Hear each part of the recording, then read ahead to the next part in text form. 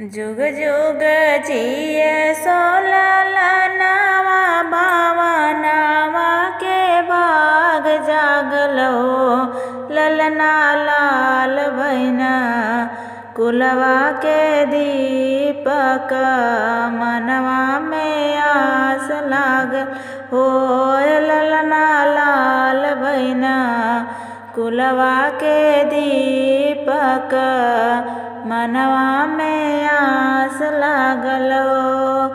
आजो के दिनवा सुहावन रतिया लुभावन हो। ललना दीदिया के जन्मे ललनवा ललनवा बड़ा सुंदर हो। ललना दीदिया के जन्मे ललनवा ललनवा बड़ा सुंदर हो।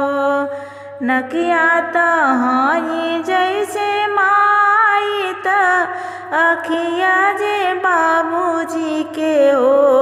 ललना मुहावा जे चंदवा सूरजवा त सगरोया जोर भैले हो।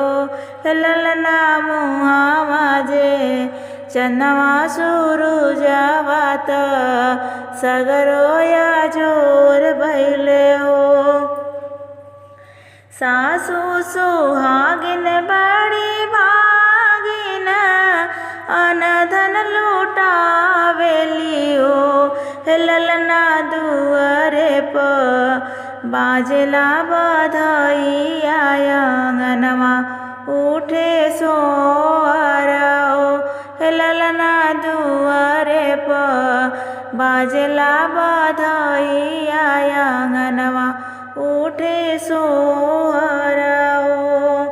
जुग जुग जिए सोललनवा भावनवा के भाग जागल हो। ललना लाल भैना कुलवा के दीपक मनवा में आस लागल हो। दुअरे ले आवेले बहिनिया त बबुआ खेलावेली हो। ललना हंसी हंसी ललना खेलावेली रस बरसावेली हो। ललना हंसी हंसी ललना खेलावेली रस बरसावेली हो।